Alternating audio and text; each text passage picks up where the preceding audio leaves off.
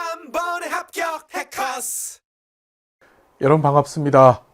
자, 우리 지난 2023년도 4월 8일 날 시행된 사회복지와 개론 국가직 기출문제에 대한 해설 강의를 지금부터 시작하겠습니다.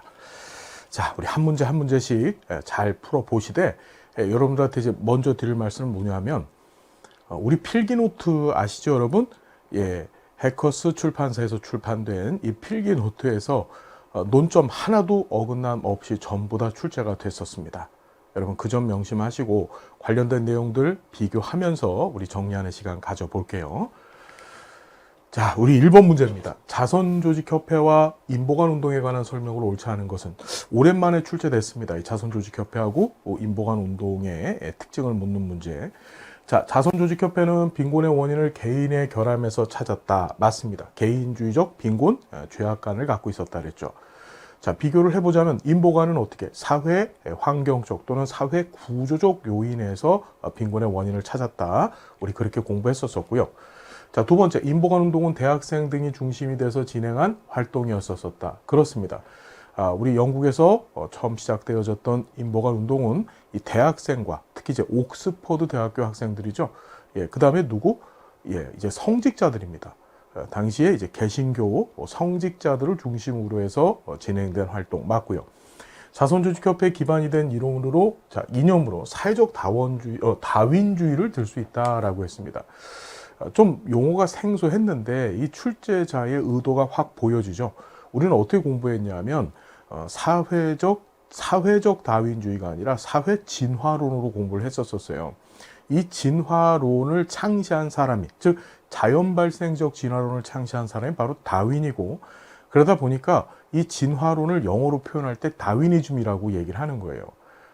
그래서 자, 사회적 다윈주의라고 하는 것은 말 그대로 사회 진화론 얘기하는 거고, 우리 자선조직협회에 기반이 된 이념 사회 진화론 우리 열심히 공부해 봤었습니다. 기억들 나시죠? 사회 진화론이 그 다음에 인도주의, 이게 자선조직협회의 가장 중요한 이념이라고 우리 실천론 시간에 공부했었습니다. 자, 인보관 운동은 우회 방문원을 활용한 사회조사를 통해 통계자료를 생성하고 다양한 교육사업을 진행하였다. 여기서 다 맞는데 뭐만 틀렸어요? 우회 방문원이죠. 예, 이 우회 방문원 또는 우회 방문자는 이건 인보관 운동에서 활동을 했던 사람들이 아니라 어디에서요? 자선조직협회에서 활동했던 이 중산층 귀부인의, 주로 이제 중산층 귀부인으로 구성되어져 있던 사람들을 말하는 거죠. 자, 인보관 운동은 사회조사를 한 거 맞습니다. 그래서 통계자료를 생성해냈고, 그 관련되어져서 어떻게 이제 법령 제정에 활용을 하기 위해서 통계자료를 생성했다고 공부했었고요. 관련된 교육 사업들도 진행을 했습니다. 이 빈곤자들이 사는 마을에 들어가서 그들과 함께 생활을 하면서 그들을 일종의 계몽시키기 위한 방법으로 이 교육 사업에 이제 매진을 했다고 공부했었습니다. 그럼 여기서 틀린 건 뭐예요? 우회 방문원이 틀린 거죠. 그러니까 인보관 운동은 이걸 맞게 고치려면 우회 방문원을 활용한 것이 아니라, 자, 빈곤 지역에 인보관이라고 하는 건물을 짓고 그것을 활용해서 이렇게 해야지 이제 정확한 답이 됐겠죠. 자, 관련해서 우리 필기노트의 제 18페이지를 보시면요, 그 내용이 그대로 나와 있어요. 자선조직협회 구빈법상 조직인 구빈위원회 업무를 협력해서 구제 신청자를 접수하고 1:1 방문 서비스 제공했다. 우회 방문단 파견한 건 자선조직협회입니다. 자, 그 다음에 인보관 운동은 어떻게 해요? 환경 개선 교육 사업들 진행을 했고, 관련해서 기술 교육 등의 교육 사업을 주로 진행을 했고요. 여기 보면 사회조사를 통해서 다수의 통계 자료를 생성해냈고, 그걸 뭐에 활용한 겁니까? 이 빈민들을 위한, 그러니까 사회를 개혁시키기 위한 방법은 이 빈곤자들한테 유리한 형태의 법을 또는 제도를 제정하고 만드는 것이라고 본 거예요. 그걸 하기 위해서는 의회를 설득시켜야 되고 여론을 설득시켜야 되겠죠. 그러기 위해서 뭐가 필요했었다? 자, 다 사회 조사를 실시하게 됩니다. 자, 이렇게 우리가 열심히 공부해 봤었어요. 자, 그 1번 문제, 어렵지 않은 문제였었습니다. 자, 2번 봅니다. 특정 현상을 사회 문제로 규정하기 위한 조건에 해당하지 않는 것은 단 한 번도 시험 문제 출제되지 않았었던 문제입니다. 근데 한번 보시면요. 자, 현상의 원인이 사회 구조적 요인에서 기인해야 된다. 맞고, 현상이 사회 구성원 다수에게 부정적인 영향을 미쳐야 된다. 다수에게 집단적 사회 행동을 통해서도 현상의 개선이 불가능해야 된다. 여러분, 사회 문제는 개인의 문제가 확대되어진 겁니다. 개개인이 갖고 있는 문제들이 한 명이 갖고 있으면 그 개인의 문제라 그랬습니다. 근데 이게 사회 구성원 여럿에게 어떻게 공유되어지고 공통으로 그 문제를 인식했었을 때 그것이 사회 문제라고 얘기를 했고, 그러면 이 문제를 해결하는 방법은 뭐예요? 사회 구성원이 함께 해결해야 되는 거예요. 그걸 집단적 사회 행동이라고 표현을 했죠. 그러니까 이거는 맞게 고치려면 집단적 사회 행동을 통해서도 현상의 개선이 불가능한 것이 아니라 집단적 사회적 행동을 통해서 현상의 개선이 가능해야만 그것이 사회 문제더라. 그러니까 전제가 뭐예요? 해결되어져야지만 사회 문제고, 해결할 수 있는 방법은 뭔가요? 사회 구성원 전체가 또는 그 문제에 노출되어져 있는 사람을 대변하는 정부 조직들이 어떻게 집단적 사회 행동을 해서 해결을 해야 된다는 거죠. 다수의 사회 구성원 또는 사회적으로 영향력 있는 사람들이 현상을 문제로 인식해야 된다. 그러니까 무슨 소리냐면 개인이 사회 문제라고 정의하는 것이 아니라 사회 구성원 또는 사회적으로 영향력 있는 사람들, 누구예요? 뭐 대학교 교수님들이라든지 또는 정부의 관료들이라든지 국회의원들, 이런 사람들이 문제로 인식해야만 그것이 사회 문제화 된다 그랬었습니다. 자, 관련해서 우리 필기노트 8페이지 아주 똑같이 그 내용이 나와져 있어요. 여기 봤더니 집단적 행동을 통해 해결되기를 바라는 사회적 상태라고 우리 필기노트 8페이지에 해당 내용이 그대로 나와 있죠. 그죠?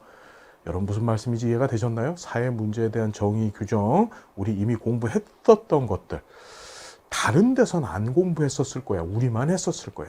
자, 제가 감히 말씀을 드리겠습니다. 그래서 이번 문제도 우리 제대로 필기 노트를 가지고 강의에 집중하셨던 분들은 어렵지 않게 해결하셨을 거고요. 자, 3번 봅니다. 강점 관점. 얘도 참 오랜만에 출제가 됐어요. 강점 관점에 대한 설명으로 옳은 것만을 모두 고른 것 했습니다. 강점 관점은 병리적 관점에 반대되어지는, 즉 대비되는 사회복지 실천 관점이라 했습니다. 그래서 개입의 초점을 희망과 가능성에 두더라. 강점 관점의 가장 중요한 내용이죠. 외상이나 즉 트라우마나 또는 질병이 오히려 개인을 강하게 만들 수 있다라고도 보더라. 이거 우리 필기노트에 있는 그대로 내용 출제된 겁니다. 자, 클라이언트의 문제나 병리에 초점을 두는 의료 모델의 이론적 기반을 둔다. 여러분, 클라이언트의 문제나 병리에 초점을 두는 관점을 우리는 병리적 관점이라고 했고, 그죠? 이 병리적 관점에 의해서 형성되어진 모델이 의료 모델이에요. 그죠? 네, 의료 모델입니다. 그러니까 요 얘기 자체가 사실은 말이 안 되죠. 다시 클라이언트나 문제나 병리에 초점을 두는 것을 병리적 관점이라고 하고, 그것이 강점 관점에 대치되어지는 관점입니다. 그리고 이런 병리적 관점에 기반한 실천 모델이 바로 의료 모델이다. 그러니까 이것은 틀린 거죠.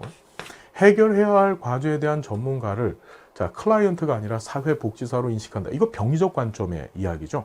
우리 강점 관점에서는 클라이언트는 어마어마한 강점을 갖고 있어요. 자기 문제를 해결할 수 있는 넉넉한 역량을 갖고 있기 때문에 어떻게 그 문제 해결 주체가 누가 되어야 된다고 봅니까? 클라이언트가 아니라 사회복지사가 아니라 클라이언트가 되어야 된다고 보는 거죠. 그러니까 리을은 뭐에 관한 설명이에요? 이거 병리적 관점에 관한 얘기죠. 그래서 3번은 기억하고 니은만 맞습니다. 그 답은 2번이 되겠죠. 2번. 자, 어렵지 않습니다. 2번입니다.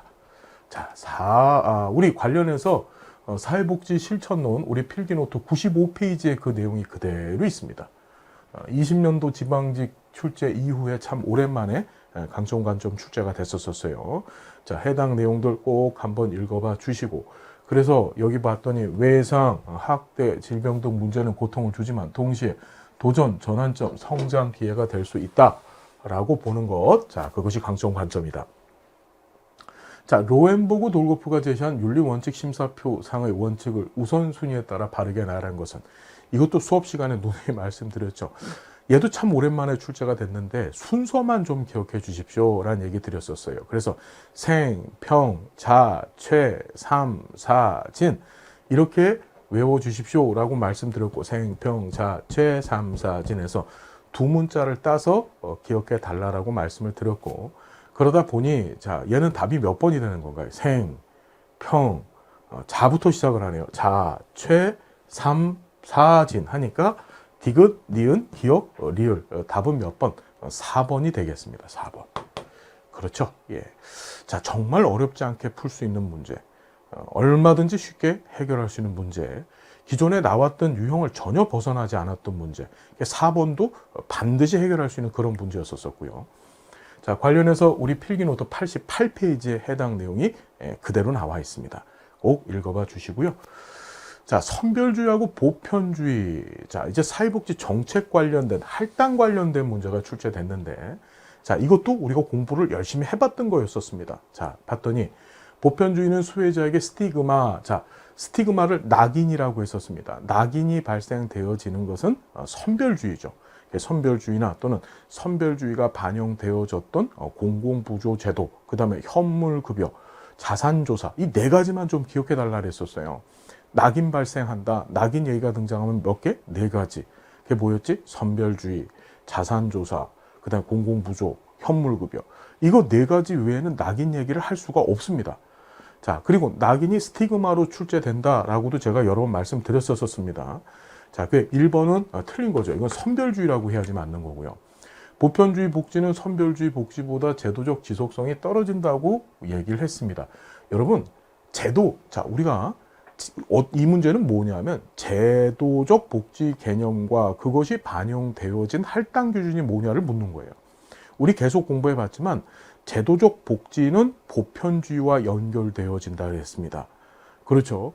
우리가 자녀적 복지는 선별주의하고 연결되어진다고 했었어요. 이 제도적 복지라고 하는 것은 무슨 소리죠, 여러분? 예, 우리 사회에 5가지 기능을 수행하기 위해서 5가지 제도를 만들었다 그랬잖아요. 기억나십니까? 가족제도, 종교제도, 정치제도, 경제제도. 그렇죠. 이런 제도들과 동급의 제도를 영속적으로 계속해서 존재해야만 상부상조 기능을 수행할 수 있다라고 해서 사회복지제도를 만들었다 그랬었어요. 그러니까 걔는 없어져 안 없어져? 없어지지 않는 거죠. 다시 얘기한다면 제도적 복지 개념 하에서는 이 사회복지제도를 영구적 제도, 지속적 제도로 본다 그랬었어요. 무슨 말인지 알겠나요?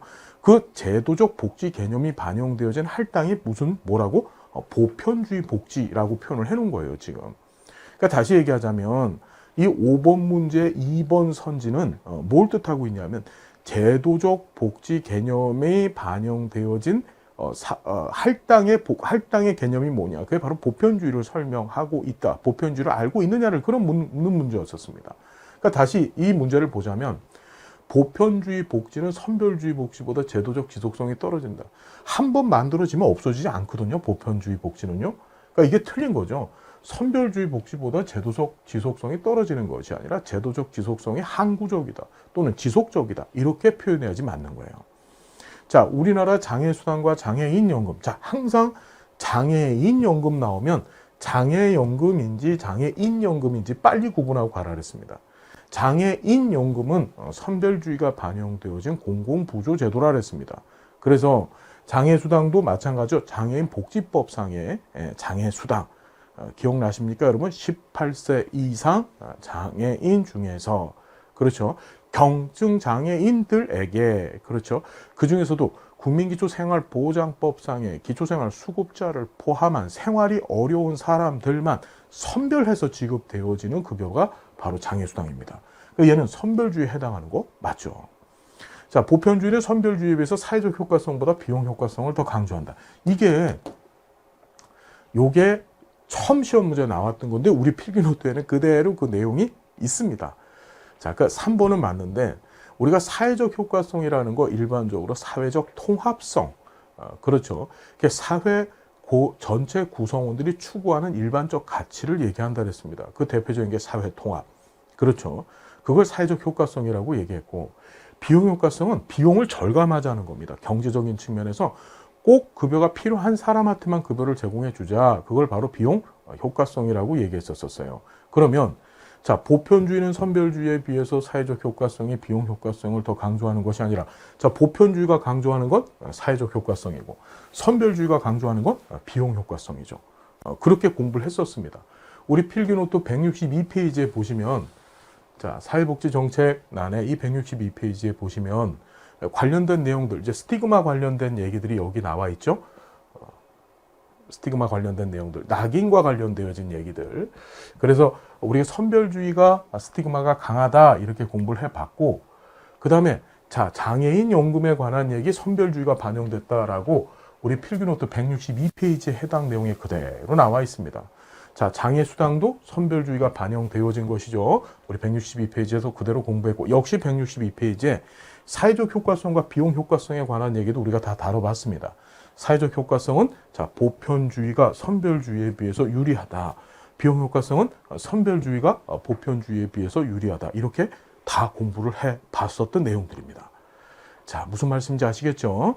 예, 필기노트에서 다 나온다니까 그렇게 강조를 했잖아요. 그죠? 자, 6번 문제 봅니다. 사회복지와 복지국가에 대한 주요 학자의 견해로 옳은 것 했습니다. 자, 로마니 씨는 사회복지가 공공지원에서 민간과 공공의 혼합지원으로 발전한다고 주장하였다.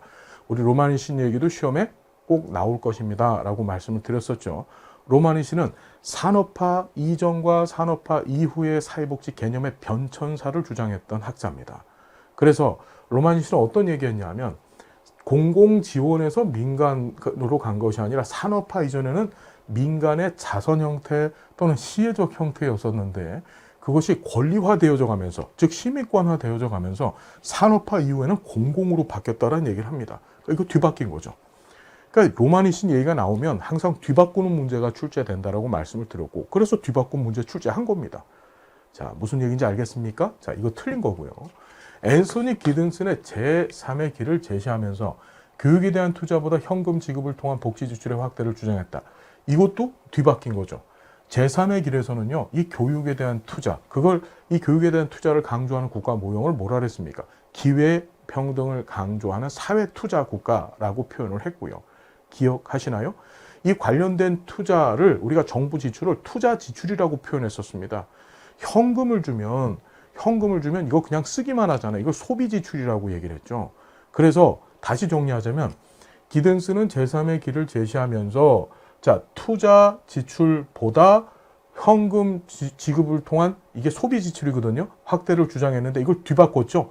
원래 제대로 고치려면 교육에 대한 투자, 즉 투자 지출을 현금 지급을 통한, 즉 소비 지출보다 더 강조하였다. 이렇게 하지 맞는 겁니다. 왜? 얘네들은 기본적인 시각이 기회 평등을 추구하기 때문에 그렇다고 공부했었어요. 그러니까 2번도 바꿔놓기 틀린 겁니다. 자, 윌렌스키와 르보는 비공식 조직에 의한 자원을 사회복지 활동으로 인정할 수 없다고 주장했다. 여러분 이것도 중요하셔야 되죠. 보시면 윌렌스키, 르보는 비공식적 조직에 의한 자원을 사회복지 활동으로 인정할 수 없다고 주장했다. 우리 윌렌스키, 르보가 현대사회에서 사회복지 활동을 규정하기 위한 5가지 기준 제시했었습니다. 그것도 여러 번 출제됐던 거 그대로 출제한 거예요. 공사리 직통, 그죠? 무슨 소리냐? 윌렌스키, 르보는 반드시 사회복지는 공식적 조직에 의해서 제공되어져야만 어떻게 사회복지를 인정할 수 있다고 본 거예요. 그럼 그 얘기는 반대로 얘기한다면 비공식적 조직에 의한 그런 사회복지 활동으로 인정할 수 없다고 주장한 거, 이건 맞는 얘기가 되는 거죠. 공사리 직통 기억하실 거야. 자, 에스핑 안데르센, 그렇죠. 사회민주주의 복지국가에서는 사회정책이 계층화를 강화하는 방향으로 작용한다고 주장하였다. 자, 에스핑 안데르센 또는 에스핑 앤더슨이라고 얘기를 해요. 자, 복지국가 유형화 이론을 제시했던 학자인데 3가지 기준. 그렇죠. 첫 번째가 탈상품화, 두 번째가 계층화, 세 번째가 자, 국가, 시장, 가족 중에서 누가 사회 보장 또는 생존에 대한 책임을 질 것인가. 이 3가지 기준을 갖고서 복지국가를 자보사 기억하실 겁니다. 자유주의적 복지국가, 보수주의적 복지국가, 삼인주의적 복지국가로 구분을 했어요. 무슨 얘기인지 알겠죠? 그 중에서 이 맨 끝에 붙어있는 이 삼인주의 복지국가는 탈상품화 정도는 엄청나게 높고 계층화 정도는 엄청나게 낮은 국가라고 우리가 공부를 했었어요. 기억나나요? 그러니까 지금 이 문제를 봤더니 사회민주주의 복지국가에서는 사회정책이 계층화를 강화하는 방향으로 작용되는 것이 아니라 정책이 뭐야? 계층화를 최소화시키는 쪽으로 적용이 되어지고 거꾸로 얘기하면 탈상품화 정도는 극대화시키는 방향으로 가는 것이 바로 이 사회민주주의 복지국가죠. 다시 정리하자면 사민주의 복지국가는 탈상품화 정도는 극대화시키고 계층화 정도는 최소화시키는 방향으로 국가의 정책을 추진하는 국가가 바로 이 사민주의 복지국가입니다. 가장 이상적인 형태의 복지국가 유형, 모형이라고 우리가 공부를 해봤었습니다. 자, 이것도 어렵지 않게 풀 수 있는 문제. 기존에 우리가 다뤄봤던 내용들을 그냥 한 자리에다가 한 문제에다 몰아서 나왔던 그런 문제였었습니다. 관련해서 이 로마네신 얘기는 22년도 지방직에서도 출제가 됐었어요. 그래서 자, 우리 필기노트 12페이지에 해당 내용이 그대로 있고 제3의 길에 관한 내용도 우리 필기노트에 그대로 그 내용이 나와 있습니다. 자, 보시면 되고요. 그 다음에 에스핑 앤더슨에 관한 얘기도 우리 필기노트 39페이지에 그 내용이 그대로 있습니다. 사회 민주주의 복지국가는 높은 탈상품화와 낮은 계층화를 통해서 계층 간의 통합을 강화하고자 하는 그런 모델을 얘기했었습니다. 자, 보시고요. 그 다음에 우리 필기노트 12페이지를 보시면은요, 윌렌스키 르보가 얘기했던 현대 산업사회의 사회복지 활동 기준 5가지 공사리 직통이죠. 반드시 공식적 조직에 의해서 제공되어져야 돼요. 자, 2012년도 지방직에 출제됐다가 참 오랜만에 벌써 10년이 넘었죠. 10년 만에 이제 다시 출제가 됐던 겁니다. 자, 여러분 정리가 되셨습니까? 자, 충분히 해결할 수 있는 문제 전부 다 우리 필기노트에 있는 내용들이더라. 우리 전부 다 강의 시간에 다뤄봤던 것들. 자, 7번 봅니다. 노인복지법상 노인복지시설에 대한 설명으로 오는 것은 전 솔직히 이게 나올 거라고 생각 안 했어요. 왜냐하면 작년에 나왔었거든. 그죠? 작년에 노인복지시설 얘기가 나와서 설마 이걸 또 낼까? 이 생각을 했는데 국가직에서 출제를 했습니다. 자, 한번 보시면 경로당과 노인교실은 제가 노인복지시설이다. 예? 뭐죠, 여러분? 경로당, 노인교실, 노인복지관, 그렇죠. 이 세 가지는 여가 노인복지시설이죠. 그러니까 노인 여가복지시설이죠. 그러니까 이거 틀린 거고요. 양로시설과 노인복지주택은 노인주거복지시설이다. 그렇죠. 양로시설, 노인복지주택, 그 다음에 노인공동생활가정, 이 세 가지가 노인주거복지시설이죠. 이게 맞습니다. 그렇죠, 여러분. 자, 노인복지관과 노인요양시설은 노인여가복지시설이다. 자, 노인복지관은 지금 얘기 말씀드렸지만 노인여가복지시설 맞는데 노인요양시설은 노인요양시설, 노인요양공동생활가정 이 두 가지는 노인의료복지시설에 해당이 되어지죠. 그러니까 이것도 틀린 겁니다. 얘 때문에 틀린 거죠. 얘는 노인의료복지시설입니다. 자, 노인공동생활가정과 노인요양공동생활가정은 노인의료복지시설이다. 자, 노인공동생활가정은 어디에 해당돼요, 여러분? 이건 노인주거복지시설이고 노인요양공동생활가정만 노인의료복지시설에 해당되는 거죠. 노인요양시설하고 노인요양공동생활가정이 노인의료복지시설입니다. 그러니까 얘도 틀린 겁니다. 답은 쉽게 2번이죠. 그래서 이게 작년 22년도 지방직에 이 노인복지시설 종류가 출제됐거든요. 그러니까 우리 필기노트 235페이지에 해당 내용들 완벽하게 정리가 되어져 있습니다, 여러분. 예? 그러니까 이걸 다시 또 출제를 할까 생각을 했는데, 다시 또 국가직에서 출제를 했어요. 자, 여러분, 이것도 완벽하게 우리가 다뤄봤던 것들, 매우 중요합니다라고 말씀드렸던 것들, 그대로 시험 문제 나왔다. 자, 매슬로우의 초기 연구에서 제시된 5단계 욕구 위계론에 관한 설명으로 옳은 것 됐습니다. 자, 이 매슬로우의 5가지 욕구 위계에 관한 문제가 이전에 한 번 출제됐었어요. 언제 출제됐냐면 지금 15년도 국가직에 한 번 출제가 됐거든요. 그리고 이제 한 번 또 나온 겁니다. 7년, 15년도니까 2023년이죠. 그러니까 8년 만에 또 나왔네요. 그래서 이 매슬로우의 5가지 욕구 위계에 관한 문제들 가만히 보면 자, 이런 거죠. 첫 번째, 자아실현 욕구가 안전의 욕구보다 강도가 더 강하다. 우리가 매슬로우는 이 초기 연구 때 5가지 욕구 위계를 제시를 해요. 그리고 나서 나중에 이게 7가지로 확대를 하거든요. 근데 우리 시험에는 항상 5가지만 기억해 두십시오. 라는 말씀 드렸었어요. 봤더니 이렇게 얘기하죠. 맨 밑에 욕구가 생리적 욕구가 있고 그 다음에 안전의 욕구, 그 다음에 소속, 사랑받고 싶어하는 욕구. 이걸 사회적 욕구라고도 해요. 그 다음에 자기 존중에 관한 욕구가 있고 맨 위에 자아 실현에 관한 욕구, 요렇게 5가지 욕구가 있었었어요. 기억들 나시죠? 그때 자, 이 아래쪽으로 갈수록 이걸 하위 욕구라고 얘기를 하고 위쪽으로 갈수록 상위 욕구라고 얘기를 했습니다. 아래쪽으로 갈수록 하위 욕구, 위쪽으로 갈수록 상위 욕구. 그런데 그 욕구에 있어서의 강도, 즉 센 정도와 그 욕구가 발현되어지는 강도, 센 정도와 그 다음에 욕구의 발현 순위, 어떤 욕구가 먼저 나타나는가, 그 순위는 하위 욕구가 상위 욕구보다 강하다 그랬습니다.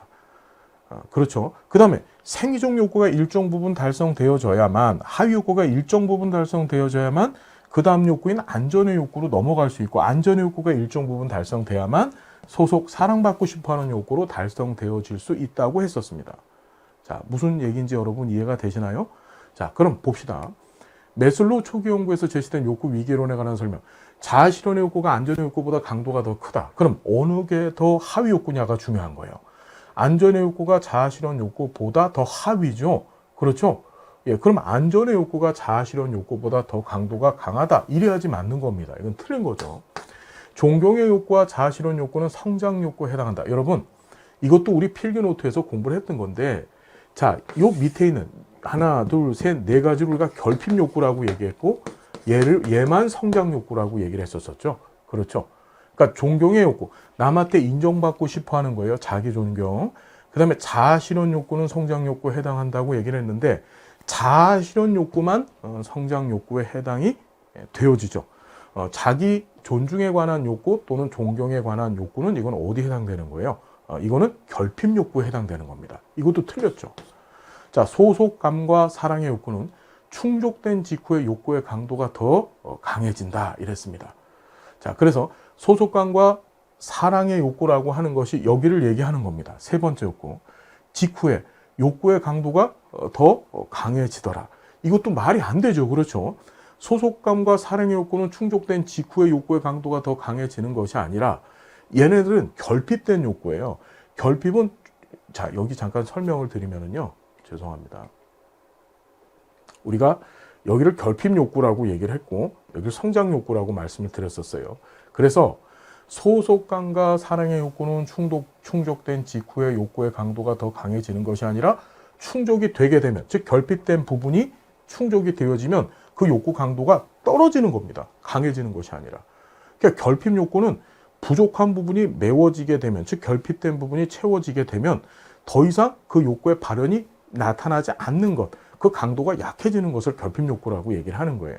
그러니까 틀린 거죠, 이거. 자, 안전의 욕구가 일정 수준, 제가 누누이 말씀드렸지만 우리 매슬로우는 어떤 얘기했냐면 욕구가 완전하게 충족되는 것이 아니라 일정 정도가 충족되면 그 다음 욕구로 넘어간다 그랬었어요. 그래서 안전의 욕구가 일정 정도 충족돼야만 그 다음 단계인 소속 사랑의 욕구에 대한 동기가 부여된다. 완전히가 아니고 일정 수준이라는 얘기 누누이 말씀을 드렸었습니다. 여러분 무슨 말인지 알죠, 여러분? 자, 그래서 일정 부분 충족되었을 경우에 발현된다. 우리 필기노트 54페이지에 그 내용이 있습니다. 제 강의 시간에도 꼭 좀 기억해 두십시오. 완벽하게 충족되는 것이 아니라 일정 부분 충족되어졌을 때 다음 상위 욕구로 욕구가 이전되어진다. 이렇게 공부를 했었어요. 여러분, 그래서 답은 몇 번이다? 예, 4번이 되네요. 그렇죠? 예. 참 오랜만에 나왔습니다. 매슬로우 얘기가 15년도 국가직에 출제되고 안 나오다가 이제 8년 만에 출제가 됐던 겁니다. 자, 그 다음 페미니즘 분파 얘기가 나왔어요. 페미니즘. 야, 멋있습니다. 페미니즘. 얘 출제됐었을까요? 안 됐었을까요? 예, 출제됐었습니다. 언제 출제됐냐면 11년도 지방직에 출제됐고 우리 필기노트 112페이지에 그 페미니즘의 종류 4가지를 이렇게 예쁘게 정리를 해놨었습니다. 우리 11년도 국가직에서는, 11년도 지방직에서는요, 이 자유주의 페미니즘이 출제가 됐었어요. 자유주의 페미니즘이. 자, 해당 내용들 한번 봅시다. 급진주의 페미니즘은 가부장제 가정에서, 자, 급진주의 하면 생각나야 될 게 가부장제 가정이죠. 여성 차별과 억압에 초점을 맞추면서 여성 억압이 여성의 생물학적 특성인 출산에 따른 남성에 대한 의존에서 나타난다고 주장한다.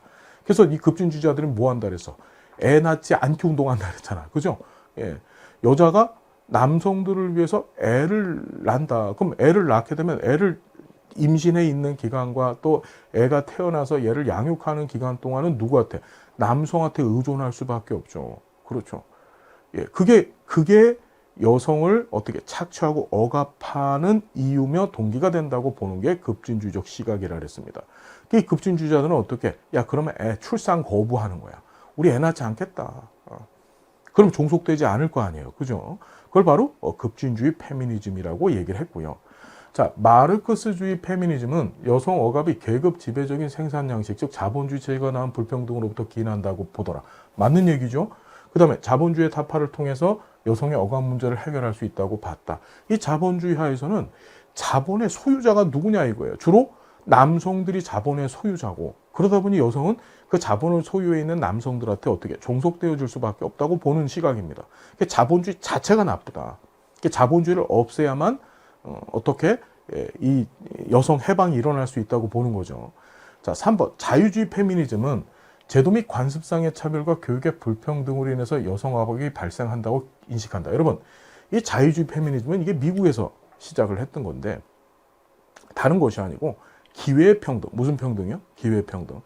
여성도 남성과 같은 사회적 기회를 부여해 달라는 거예요. 그 기회 부여의 대표적인 방법이 바로 교육입니다. 교육이나 또는 직업 문제 같은데, 물론 직업도 어떻습니까? 제대로 교육을 받은 사람이 그렇지 못한 사람보다 더 좋은 직업을 갖게 되잖아요. 그래서 그 뿌리를 가만히 보면 이 자유주의 페미니즘은 전부 이 교육에다 초점을 맞춥니다. 그래서 여기까지는 맞다라고 볼 수 있는데, 자, 사적 영역인 가정에서가 갑자기 튀어나왔어요. 여러분, 이 교육 문제는 누가 다뤄야 될 거야? 국가가 관련된 제도들, 법과 제도를 수선해서, 그렇죠, 이 교육을 다뤄야 되죠. 어떻게 교육을 사적인 영역, 가정에서 다루고 앉아 있습니까? 그러니까 이 뒷부분이 틀린 거예요. 사적인 영역인 가정에서 발생하는 여성 종속 문제, 그러니까 앞하고 뒤를 사실은 조금만 이해할 수 있으면, 조금만 좀 깊게 볼 수 있으면, 맥락을 좀 이해할 수 있으면, 이거 말이 안 되는데 생각이 들어야 될 그럴 지문인 거야. 그래서 여성의 종속 문제를 해결하면서 여성 억압 문제를 해결할 수 있다고 봤다. 여러분, 이 앞에는 맞는데 뒷부분이 사적 영역이 아니라 공적인, 즉 국가가 개입을 해서 여성에게도 이 기회 평등, 즉 교육이나 직업이나, 우리 시험 나왔던 것 좀 보세요. 교육이나 직업이나 사회적 지위 등에 있어서 남성과 동등한 권리를 확보하게 해주면 그 다음부터는 여성들이 알아서 하겠다. 우리의 권리를 우리가 알아서 찾아가겠다. 라고 보는 것이 바로 자유주의 페미니즘입니다. 다시 말씀드리면 11년도 지방직에서도 자유주의적 페미니즘이 출제됐었죠. 예, 요번 시험에서도 자유주의 페미니즘이 출제된 겁니다. 자, 틀린 답으로 출제됐죠. 답은 3번입니다. 이거 다 없애버리고 뒷부분을 어떻게, 공적인 부분, 즉 국가의 개입을 통해서 이 교육 문제에 대한 해결이 필요하다, 또는 직업이나 이런 부분에 있어서 이 남성과 여성의 불평등 문제를 해결해 줘야 된다라고 봤던 거고요. 사회주의 페미니즘은 여성 억압의 원인을 자본주의의 본질인 계급 억압과 가부장제 성 억압 간의 결합에서 찾으면서, 자, 사회주의는 뭐냐면 공부했지만 마르크스주의적 페미니즘하고, 그렇죠, 그 다음에 우리 공부해봤지만 마르크스주의적 페미니즘하고 그 다음에 이 급진주의적 페미니즘의 결합 형태라고 공부를 했었어요. 그래서 이 두 가지 간의 결합에서 찾으면서 남성이 담당하는 유급의 생산 노동과 여성이 담당하는 무급의 가사 노동의 이분법적 사회구조를 타파할 것을 주장하였다. 그렇죠. 자, 요 정도 보시면 되고요. 관련해서 우리 공부했었습니다. 자, 10번 문제.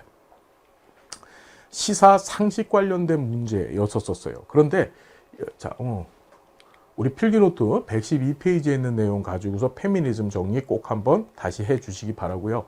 자, 10번 보면 고령화와 관련된 설명을 옳은 것만을 고른 것 했습니다. 2022년 12월 현재 우리나라는 고령사회로 분류가 되어진다. 그렇습니다. 우리 공부해봤지만 이것도, 자, 이때 살짝 얘기를 나눠봤었어요. 우리나라는, 자, 고령사회라는 것은 유엔에서 정한 거죠. 총인구 중에서 65세 이상 인구가 차지하는 비율이 14%인 사회를 고령사회라고 얘기합니다. 우리나라는 2017년도에 이 고령사회에 진입을 했어요. 그게 언제? 2025년이 되면 이 초고령 사회에 진입해질 것이라는 것이 일반적인 논의입니다. 그래서 총 인구 중 65세 이상 인구가 차지하는 비율이 20%인 세상을 초고령 사회 또는 후기 노령 사회라고 얘기를 하고, 그게 언제라고? 2025년으로 보고 있는 거예요. 그러니까 현재는 뭔가요? 고령 사회, 즉 전체 인구 중에서 65세 이상자의 비율이 몇 퍼센트? 14%인 세상. 14% 지금 넘어서서 지금 17, 18%까지 쳐 올라갔다고 하더라고요. 어쨌든지 간에 상식적인 얘기 맞고요. 노령화 지수는, 자, 노령화 지수가 출제가 됐습니다. 생산 가능 인구수를 몰라도 구할 수 있다. 우리 참 재밌는 문제가 나온 건데, 생산 가능 인구가 필요한 것이 바로 뭐예요? 생산 가능 인구를 알아만 풀 수 있는 문제, 할 수 있는 게 노인 부양비하고 총 부양비예요. 여러분, 생산 가능 인구는 15에서 64세 인구를 얘기하는 겁니다. 자, 반면에 노령화 지수는 생산 가능 인구 몰라도 되죠. 뭐만 알면 되나요? 전체 인구 중에서 65세 이상의 인구인 고령 인구하고 유소년 인구라고 해서 0에서 14세 사이의 인구를 얘기하는 겁니다. 그러니까 이 둘 다 뭔가요? 부양을 받아야 될 인구들을 얘기한다라고 강의 시간에 말씀을 드렸었습니다. 이걸 노령화 지수라고 얘기했죠. 그래서 생산 가능 인구수 몰라도 구할 수 있는 거 맞죠? 뭐만 알면 되나요? 예, 노인 인구 숫자하고 유소년 인구, 즉 0에서 14세 사이에 있는 아이들 숫자만 알면 풀 수 있는, 해결할 수 있는 게 바로 노령화 지수죠. 자, 생산 가능 인구를 알아야 되는 게 노인 부양비하고 지금 말씀드렸지만 총 부양비, 즉 뒤에 부양비자 들어간 것들은 생산 가능 인구를 알아야만 되더라. 자, 됐고요. 자, 우리나라 고령화 속도는 서구보다 빠르지만 일본보다는 느리다라고 얘기를 했습니다. 이것도 재밌는 문제가 나온 건데, 자, 우리나라 고령화 속도는 서구보다 빠릅니다. 맞죠? 일본보다도 느리다. 일본보다도 빠르죠. 무슨 소리냐면 과거의 세계적인 전례를 찾아볼 수 없을 정도로 고령화 속도가 빠른 게 우리나라입니다. OECD 회원국 가운데 우리나라 노인 인구 비율이 높은 이유 중 하나는 노인의 경제활동 참가율이 다른 회원국에 비해서 낮기 때문이다. 이것도 재미있는 문제인데, 노인 인구 비율이 높아요. 그죠? 죄송합니다. 노인 빈곤율이 우리나라는 높아요. 높습니다. 그죠? 근데 그 이유 중에 하나가 경제활동 참가율이 다른 회원국에 비해서 낮기 때문이 아니라, 자, 문제를 이렇게 고쳐야 됩니다. 노인 빈곤율이 높기 때문에 노인의 경제활동 참가율이 다른 회원국에 비해서 높다. 이래야지 맞죠. 무슨 얘기인지 이해가 되셨나요? 예. 우리나라는 뭐가 잘 되어져 있지 않아요? 공적인 사회보장제도, 즉 노인을 위한 공적인 사회보장제도, 연금이라든지 또는 공공부조제도로서 이 기초연금제도 같은 것들이 사실은 굉장히 부실합니다. 그런 것들의 영향으로 인해서 어떻게 노인 빈곤율이 다른 OECD 회원 국가에 비해서 상당히 높은 수준이에요. 그러다 보니 노인들이 국가로부터 그런 사회보장을 받지 못하다 보니 뭐 하는 거지? 밖에 나가서 경제활동을 할 수밖에 없는 거예요. 자, 무슨 얘기인지 알겠죠? 다시 한번. 이 지문을 옳게 고치면 어떻게 고쳐요? 노인 빈곤율이 높은 이유 중 하나가 아니라 노인 빈곤율이 높기 때문에 노인의 경제활동 참가율이 다른 회원국에 비해서 높을 수밖에 없다. 이렇게 해야지 맞는 지문이 되는 겁니다. 기억하고 니은만 맞죠? 디귿하고 리을은 틀렸습니다. 답은 2번이 되는 거죠. 우리 필기노트에 해당 내용들이 있고, 자, 필기노트 제 7페이지에 그 내용들이 그대로 있고요. 이 노인 부양비와 아까 노령화 지수 관련해서는 사실은 출제된 적이 없었었는데 우리 필기노트엔 담아놨었습니다. 관련된 내용들 전부 13년도 국가직과 14년도 지방직에 출제됐던 걸 또 23년도 올해 시험에 다시 한번 출제를 했던 그런 문제였더라.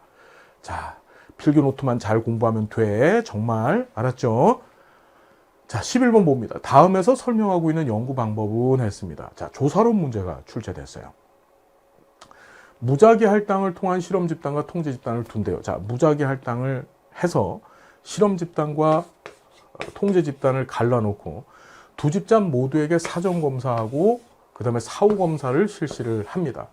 그 다음에 실험 집단한테만 개입을 제공하고 통제 집단한테는 개입을 제공하지 않았어요.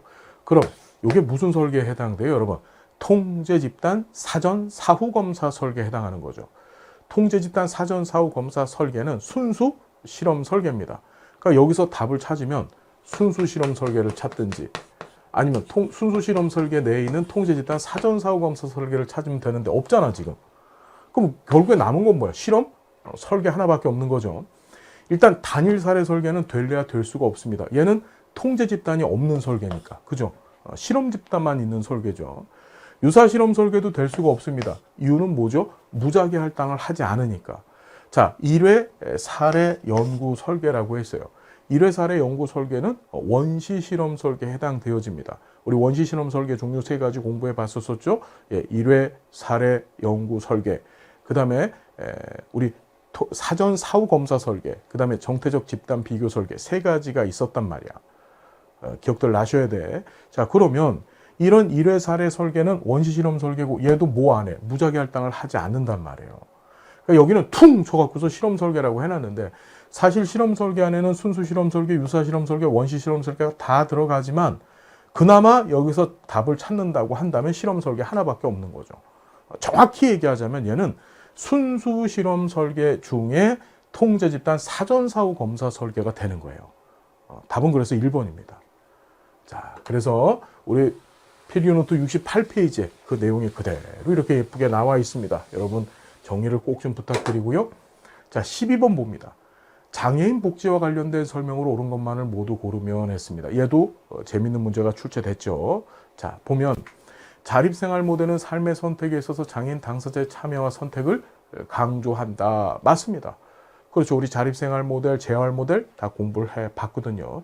그러니까 자립생활 모델은 원천적으로 기본적으로 전제가 지역 사회를 기반으로 해서 장애인이 홀로 스스로 살아가게 만들어야 된다라고 하는 게 바로 자립 생활 모델이었었고, 장애인의 자기결정권, 선택권을 강조하는 게 역시 자립 생활 모델이었었습니다.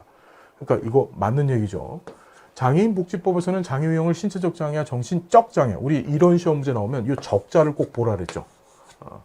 정신적 장애 안에 정신장애와 그 다음에 무슨 장애? 발달 장애가 포함된다 그랬었습니다.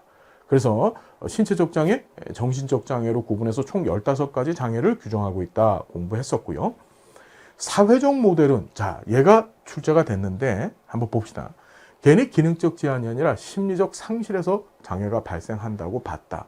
사실 얘는 이 심리적 상실을 강조하는 것은 이게 심리 재활 모델 또는 심리 재활 관점에 관한 얘기예요. 심리 재활 관점.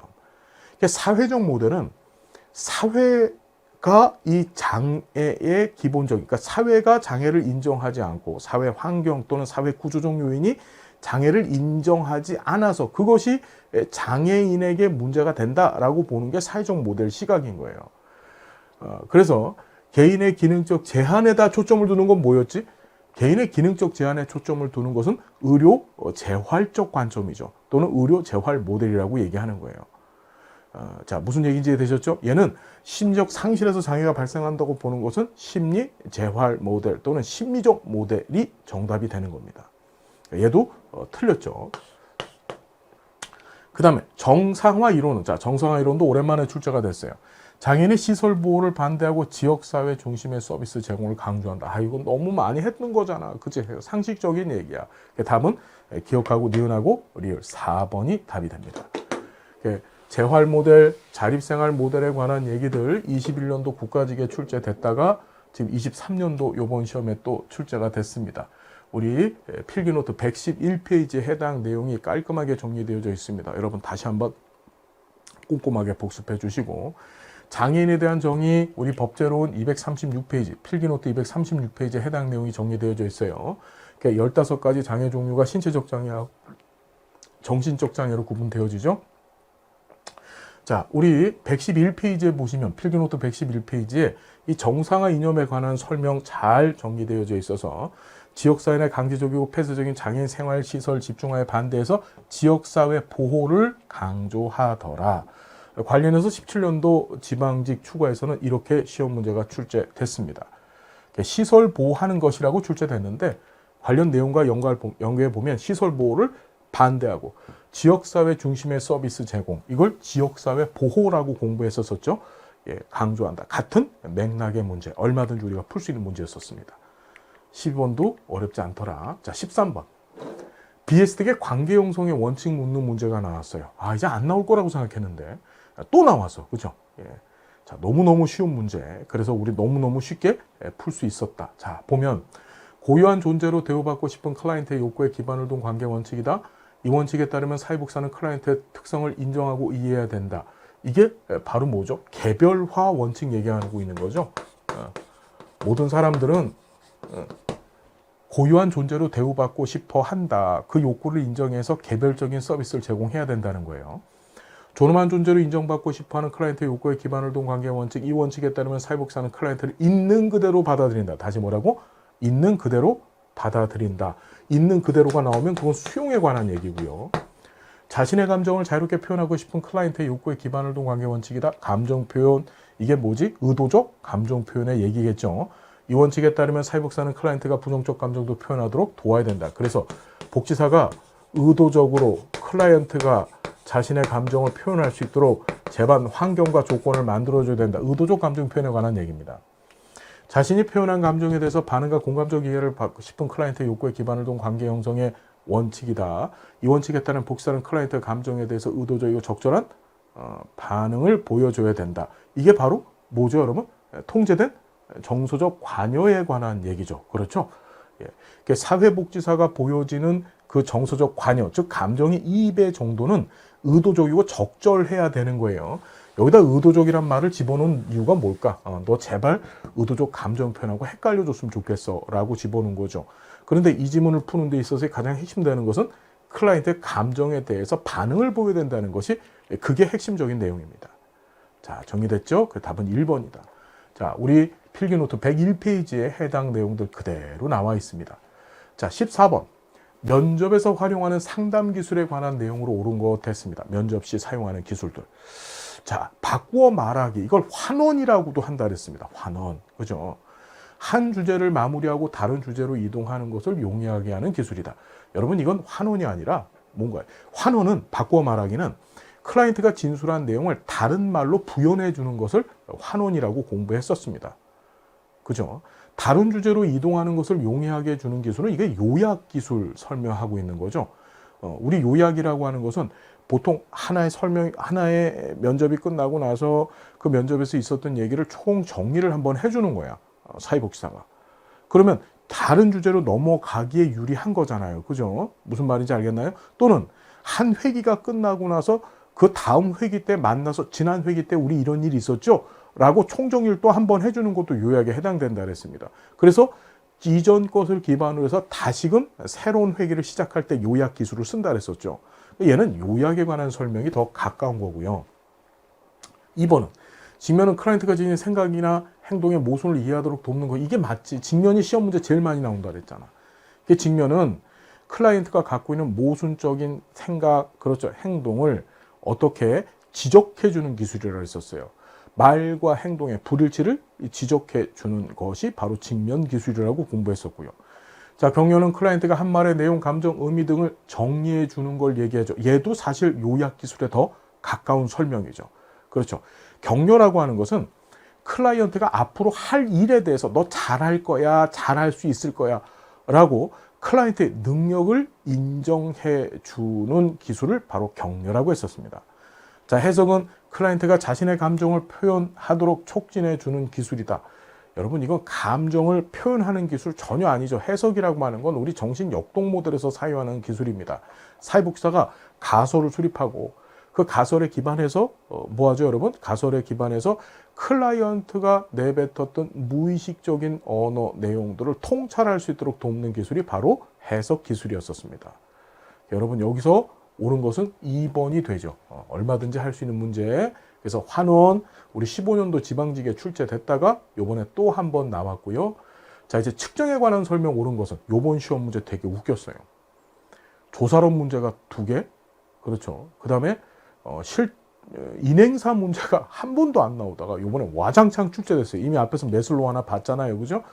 자, 그 내용들 제가 이 총평에다가 총 정리를 해서 파일로 올려놓을 테니까 여러분 꼭 좀 참조를 해 주십시오. 우리 이제 시험의 경향은 완전히 바뀌어졌습니다.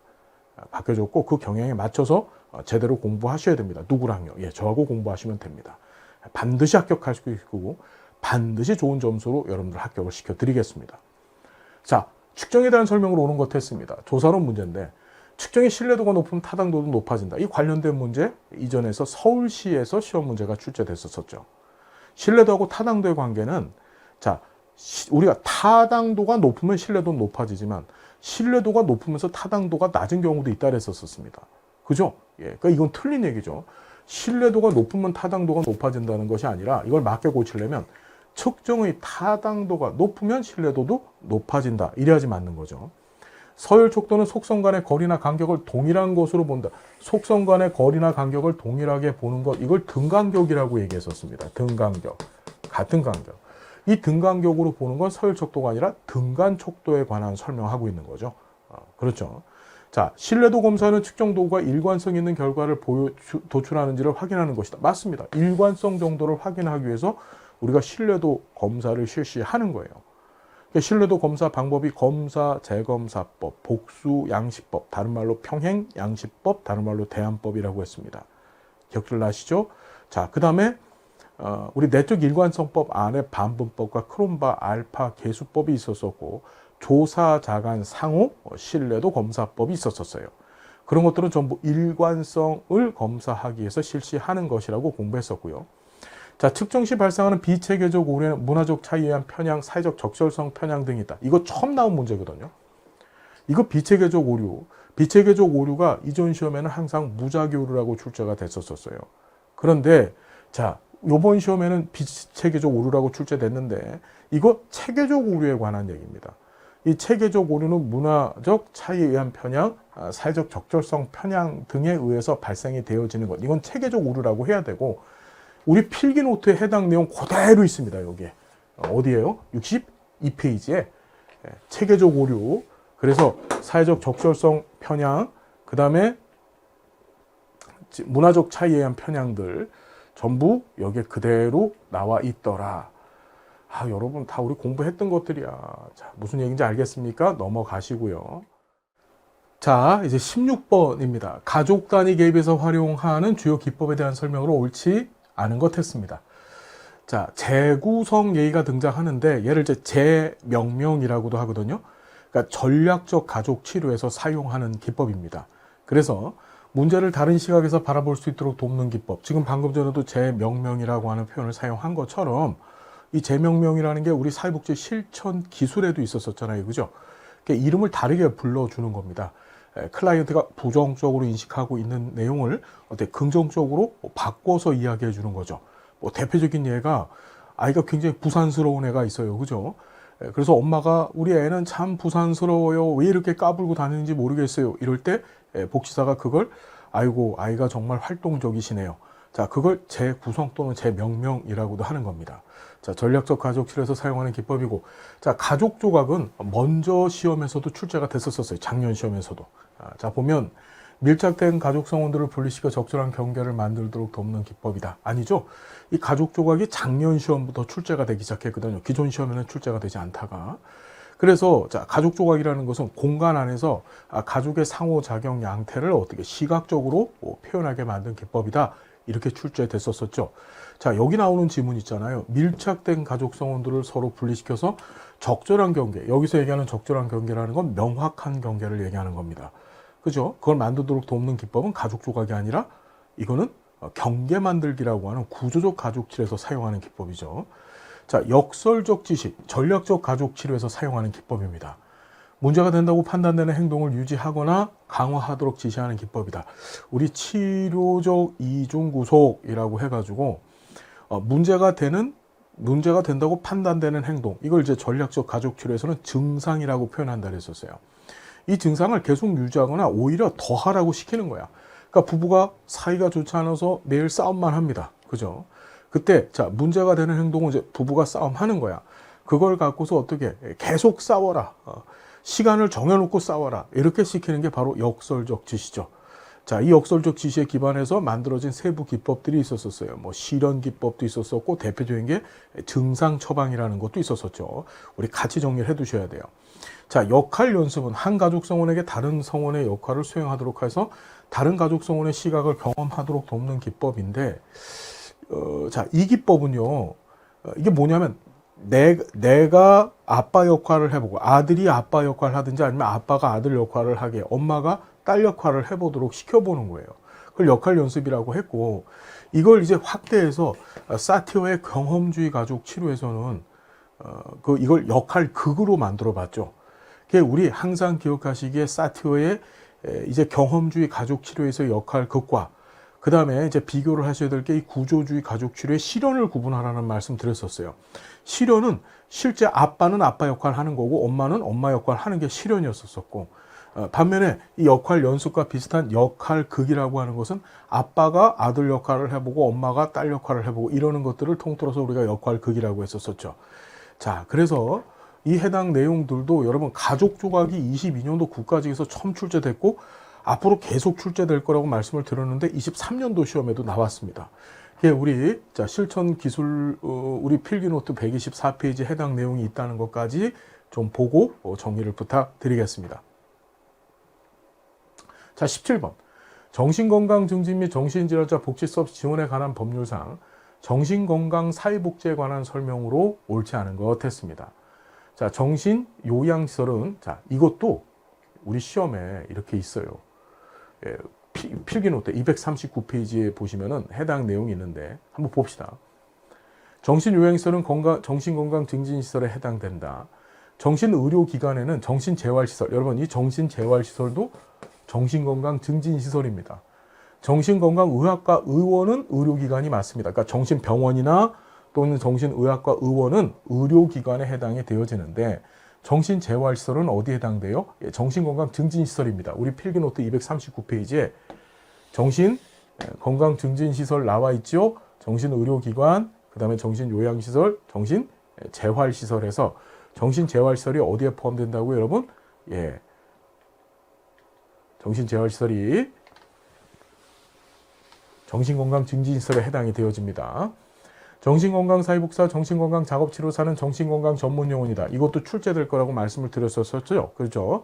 정신건강 전문용어의 종류에는 정신건강사회복지사, 정신건강작업치료사, 정신건강간호사, 그렇죠. 정신건강임상심리사 이렇게 4명이 있었더라.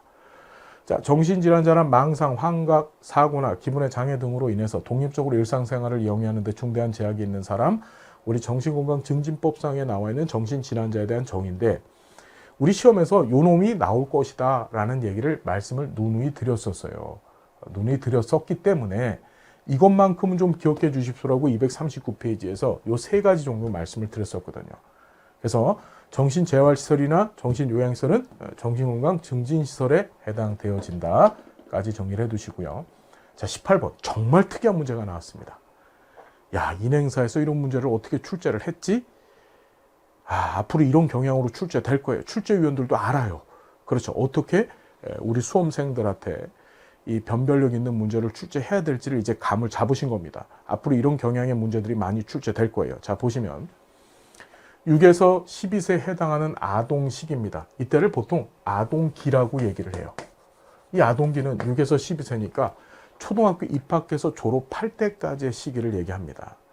자, 얘는 제1차 신체적 성장 급등기에 해당한다. 여러분, 사람은요, 인생에 두 번에 걸쳐서 신체적 급등 성장을 맞이합니다. 그게 언제냐면 제1차 신체적 성장 급등기를 영아기라고 얘기를 해요. 무슨 기? 영아기. 보통 0에서 2세 사이를 얘기하는 거예요.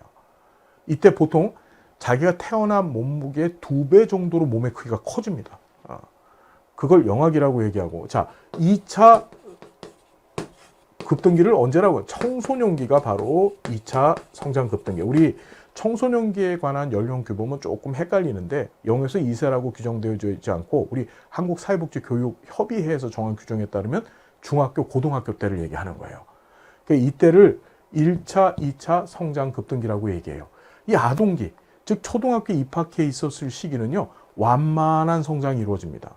그래서 1차 신체적 성장 급등기는 바로 영아기, 0에서 2세 얘기하는 거고, 삐아제가 제시한 형식적 조작기 단계의 사고가 주로 나타나는 시기다. 여러분, 이 형식적 조작기는 삐아제는 몇 살이라고 봤냐면 12에서 성인기 이전 그러니까 성인기까지의 시기를 받고 이때가 청소년기에 해당이 되어집니다. 피아제는 감각운동기, 전조작기, 그 다음에 구체적 조작기, 형식적 조작기라고 하는 4개의 인지 발달 단계를 제시를 했잖아요. 그죠? 그래서 감각운동기는 0에서 2세, 그 다음에 전조작기가 2에서 7세, 그 다음에 구체적 조작기가 7에서 12세, 그 다음에 지금 말씀드렸듯이 형식적 조작기가 12세에서 어디까지? 성인기까지 이렇게 구분을 했단 말이에요. 이 감각운동기가 영악이라고 표현을 하고 보통 이 전조작기 단계를 유악이라고 얘기를 합니다. 이 구체적 조작기가 아동기에 해당되는 거예요. 그러니까 형식적 조작기가 청소년기입니다. 그러니까 얘를 맞게 고치려면 피아제가 제시한 형식적 조작기 단계가 아니라 구체적 조작기 단계의 사고가 주로 이루어진다. 이렇게 해야지 맞는 거예요. 구체적 조작기.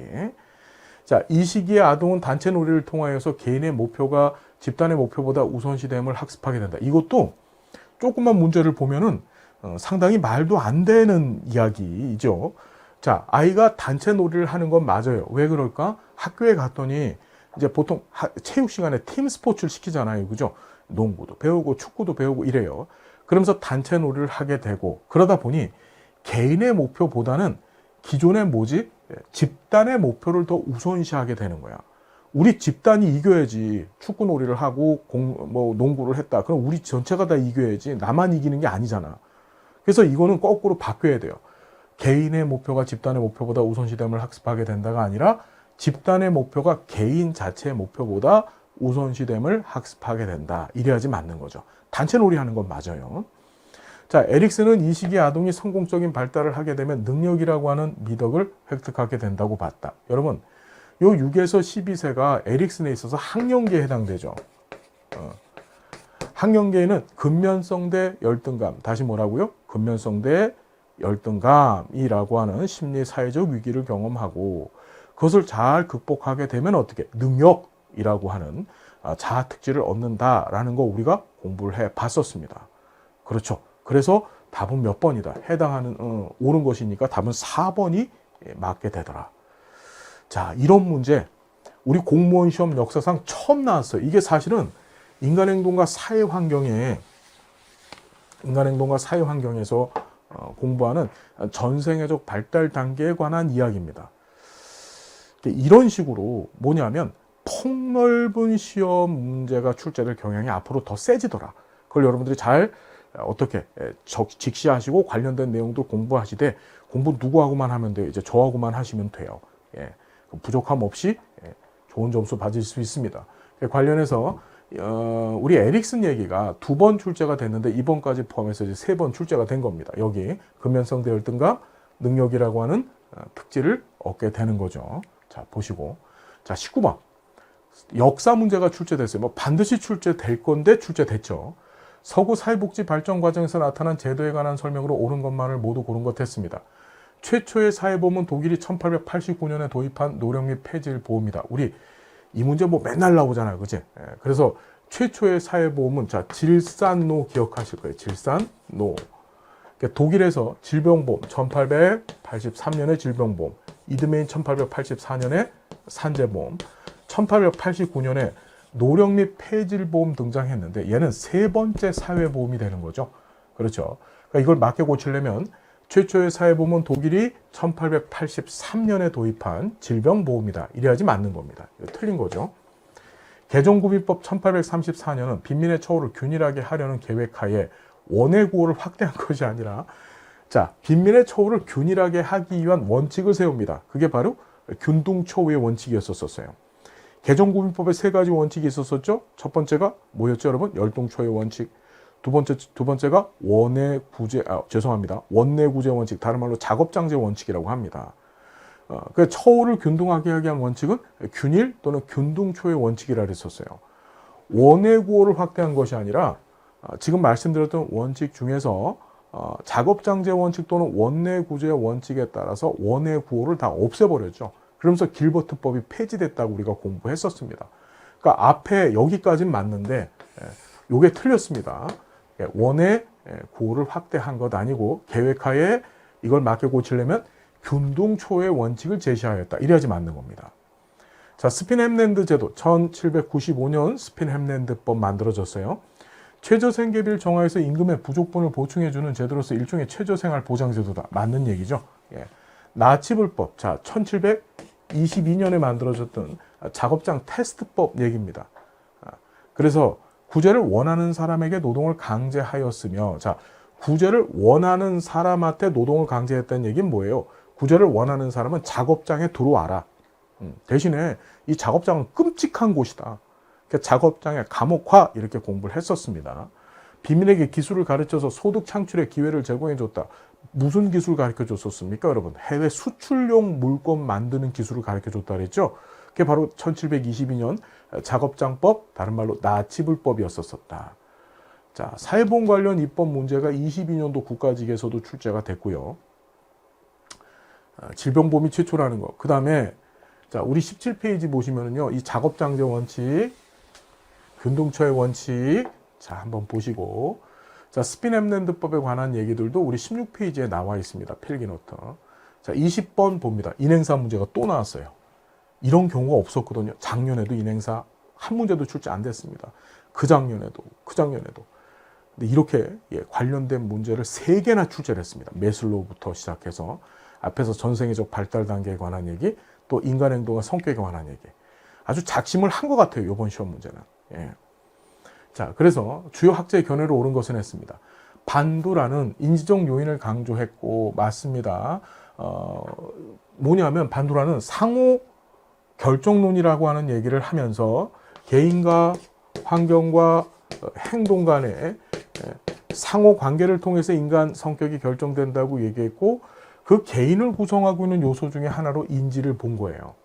그러니까 자기 강화 개념, 우리 강의 시간에 누누이 말씀드렸죠. 스키너의 조작적 조건화 이론과 같은 행동주의자지만 스키너의 조작적 조건화 이론과 반두라의 사회학습 이론의 가장 큰 차이점은 반두라는 자기 강화를 인정했다는 거예요. 스키너는 자기 강화를 인정하지 않고 환경 결정론적 시각을 가졌다 그랬었죠.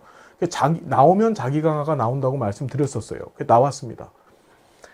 자, 그래서 자기 강화의 개념을 제시했다. 맞는 얘기죠. 그 다음에 로저스는 비합리적 신념을 제시하는 거. 자, 비합리적 신념이란 말은 어디서 쓰는 거예요, 여러분, 이거는.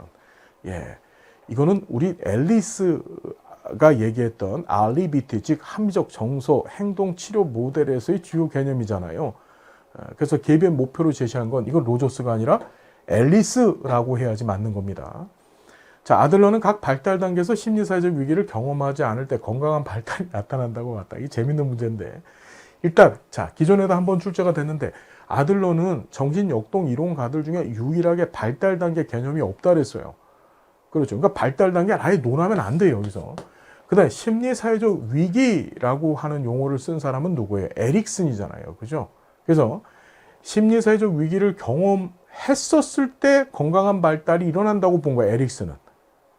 그러니까 이걸 전체적으로 제대로 고치려면 에릭슨은 각 발달 단계에서 심리사회적 위기를 경험하고 이걸 잘 극복했었을 때 건강한 성격이 만들어진다고 봤다. 이렇게 하지 맞는 겁니다. 자, 프로이트는 인간의 무의식을 강조했고, 맞죠? 여기까지. 프로이트 하면 무의식 생각하셔야 된다 그랬잖아요. 그런데 이게 처음 나왔어요. 우리 시험 역사상 융의 분석 심리 이론을 묻는 문제가 처음 등장했습니다. 이게 무의식을 개인 무의식과 집단 무의식으로 구분하였다. 자, 무의식을 강조한 것은 맞는데, 자, 무의식을 개인 무의식과 집단 무의식으로 구분한 건 융의 분석 심리론에 관한 얘기죠. 여러분, 무슨 얘기인지 이해가 되셨습니까? 우리가 융은요, 인간의 정신, 자, 융은 성격이라는 용어 사용하지 않고 정신이라는 용어 썼다 그랬었어요. 그래서 이 정신을 의식, 그 다음에 무의식으로 구분하고 다시 무의식을 상부에 있는 개인 무의식과 하부에 있는 집단 무의식으로 구분했다 그랬잖아요. 그죠? 자, 기존에 출제되지 않았었던, 한 번도 출제되지 않았었던 융의 분석 심리 이론에 관한 얘기도 출제됐다. 우리 상호결정론, 우리 페이지 53페이지에 나와 있어요. 자기 강화 얘기. 너무너무 중요하다 그랬었죠. 자, 그 다음에 앨리스의 REBT 모델에서 함적 정서 치료 모델 116페이지에 우리 필기노트 내용 봐주시고, 그 다음에 아들러는요, 정신역동가 이론가 중에서 유일하게 성격구조나 발달 개념이 없다라고 14년도 국가직에 출제됐어요. 그러면 이 얘기 자체가 틀린 거죠. 각 발달 단계라는 말이 들어가면 안 되는 거예요, 아들러는요. 자, 그렇게 보시면 되고, 융 얘기가 우리 필기노트 48페이지에 있습니다. 개인무의식과 집단무의식. 집단무의식이라고 하는 용어는 융만의 독보적인 개념이라고 했습니다. 융을 설명하기 위해선 집단무의식 얘기가 꼭 나와줘야 되는 거예요. 알겠나요? 예. 반도라를 설명하기 위해서는 자기 강화가 나와줘야 되고. 그죠? 자, 이렇게 해서 우리 20문제를 다 조목조목 풀어봤어요. 여러분 어떠셨습니까? 예. 출제 경향, 기존의 출제 경향을 보충해서 좀 더 보완해서 또 넓게 출제하려고 하는 의도가 확실하게 보여진 시험 맞습니다. 그렇죠. 우리 필기노트와 우리 강의에서는 그걸 전부 다 흡수하고 정리할 수 있도록 강의가 진행이 됐었어요. 여러분, 강의와 교재를 믿고 함께 해주십시오. 반드시 좋은 결과를 약속드리겠습니다. 우리 시험을 치르신 우리 귀한 선생님들 정말 고생 많으셨고, 그 꿈을 꼭 이루어 주시고 더 나아가서 우리나라 최고 멋진 복지사랍니다. 멋진 공직자가 되어주시기를 마음을 다해서 기원하겠습니다. 함께해서 고맙습니다. 다음 시간 또 우리 행복한 모습으로 여러분 만나 뵙겠습니다. 감사합니다.